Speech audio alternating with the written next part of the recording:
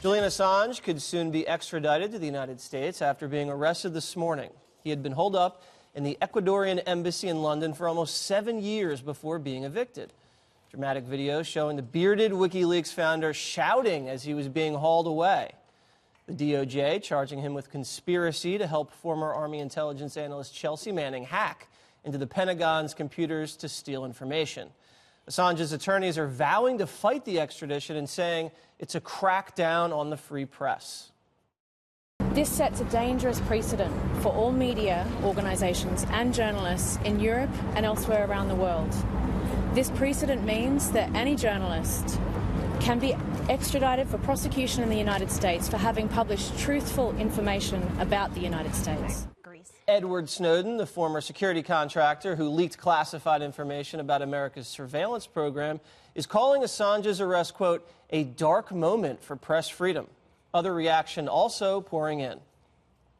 If you believe in national security, if you believe in the safety of the United States, he's a villain. In my opinion, Julian Assange is a hero. He will probably be extradited here. We will see the indictment, and we'll probably have a show trial. I do not regard him as a hero. Listen, I think it's about time. Julian Assange has put American lives at risk. I'm glad that the wheels of justice are finally turning when it comes to Mr. Assange. I've never been a fan.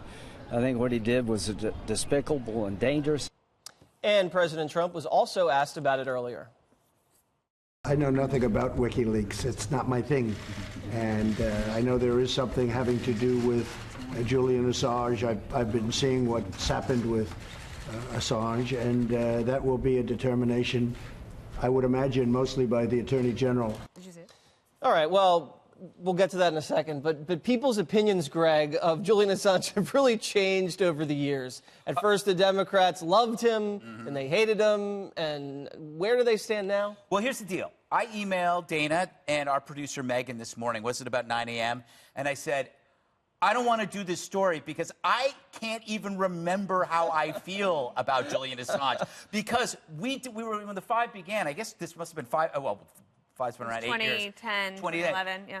I can't tell you how I feel about Assange, and I don't think most of America even remembers because the last 3 to 4 years has been turned upside down.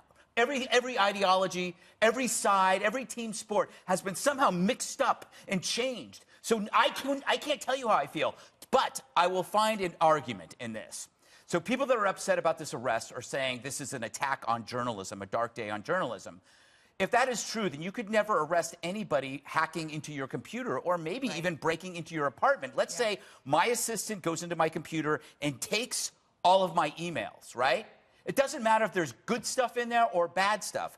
She is stealing my property. Let's say if she ships that over to the Washington Post and they have a story about me running this amazing drug ring out of my office. Not true.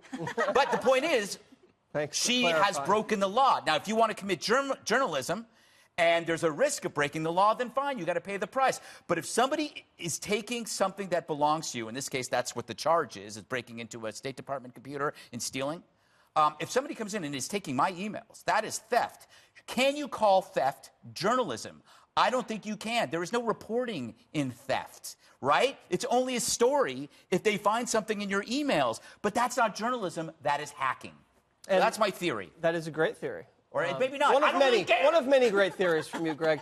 Dana, the Obama administration didn't charge Assange with what he's now being charged with. And people are saying, well, why was it not illegal then, but now it is? No, I think it's because, well, a couple things. My opinion about Assange has never changed. You hate him. And it's not about tribalism. Like, I'm Team America. What he did, he's not even American. Like, how does he get First Amendment protections? Like, for journalism. See, now I remember this. Now I remember the shows we did. It was bad, right? I mean, there's some... You were, yes. But I was right. Yeah. Anyway, no, okay, so it is very interesting. So one of the things about the Obama administration is that they're stymied. One, there were actual intelligence harms that were done, diplomatic harms that resulted from this. Huge. Then you had the whole thing about Bradley Manning's transformation, now she's Chelsea Manning, there's all that. Obama pardons her at the end, or commutes her sentence. Right. At the end. And then these people take on these mythical, like they're heroes. Well, one's a hero, one's a heroine now, I guess. But the Obama administration couldn't figure out how to charge him without him being able to get journalistic protection. Right. What I think is pretty amazing, and the Trump administration should be like, look at us. We figured it out, because they were the ones, I don't know whether through additional investigation, maybe we will find this out, but they were the ones to say, this is not a First Amendment claim. This is a national security threat. This was theft. And for the rest of these people, they want all of our information to be open and free to everybody, except for they howl about internet companies and privacy. It's bizarre. It is bizarre. Speaking of bizarre, Juan, look great today after a big birthday night out, I'm sure. Oh, yeah, that was me. Now, it seems like the left, especially in the media, are trying to link President Trump with Julian Assange now, and they're pulling all these tapes, I guess, from the campaign when the president was saying, WikiLeaks, I can't wait to read what they said, and I guess that's the new collusion, perhaps? Is that it?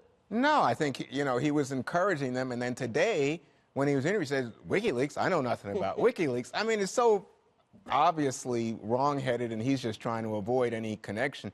But, let's leave that alone. I mean, that's politics. Right. But I'm very interested in this story because it's evident that the Ecuadorians threw him out, and they say he was not a good tenant, right? But he was also threatening their government. Correct. That's what I'm saying. To release more information about Ecuador. Right. So I didn't want to get on, but clearly the first step is that they had been granting him asylum by holding him in that embassy, and once he's out, then he's subject to possible extradition, and that's when. Now the U.S. charge is very careful. It doesn't get into the arguments that Greg and Dana have been going through about journalism, not journalism. It simply says you were a co-conspirator in terms of helping Chelsea Manning to hack into our Defense Department computers. That's clearly illegal. That's their strongest stand. And that's why I think he can be then extradited, and he's likely to lose that case, in my opinion. When you ask me, though, I mean, I got hurt by WikiLeaks because I lost my cell phone, and I was awakened in Las Vegas after it was hacked, and they had my cell phone. I mean, it just very unpleasant. I got to use that excuse once, too. But I got to say that I think there's a big We were answering the phone on air. Do you remember that? Yeah. Well, I remember you answering. People got a huge kick out of you answering my Do phone. it live on air? Yes. Yes, So but fun. afterwards, no, in fact, Dana, afterwards, people, were still calling the number before I got rid of it, and they'd say, can I talk to Greg? I said, wait a minute, what about me? What am I, chopped liver here? No, but I got to say, serious news organizations, you can be handed. You could walk in and say, hey, Juan, here's the Pentagon papers.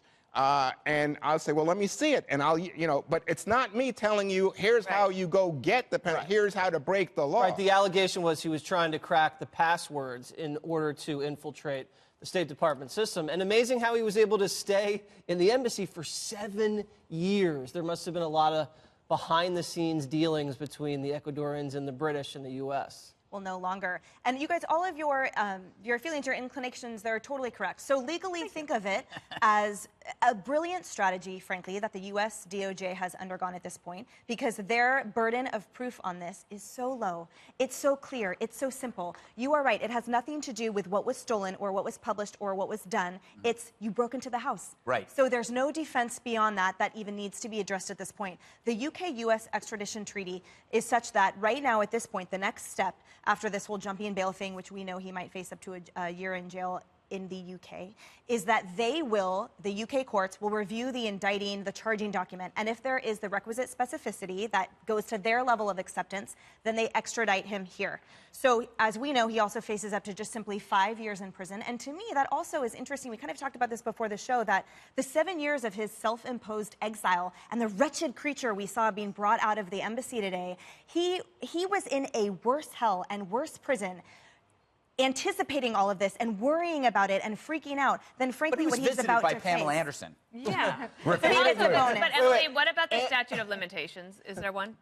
If there is, then it's usually 5 years. However, because he was granted asylum by Ecuador, to me, it tolls the statute of limitations. And there is no way that the U.S. underwent all of this in the grand jury proceedings last year without having them know that they can rely on that to toll it, which means to pause it. So I think the First Amendment arguments on the left, people say that he's a hero because, it turned out that he revealed some information about the U.S. government, in fact, monitoring or surveilling American citizens, and we as Americans have a right to know, was the argument. But this is not about this. This is about a guy who was participating in what I think was an illegal breach of American security. Well, also, a villain on the left for the Hillary Clinton and Podesta. Well, yeah, and why did the New York Times and Washington Post use that illegal information? Right. That's what I think. Right.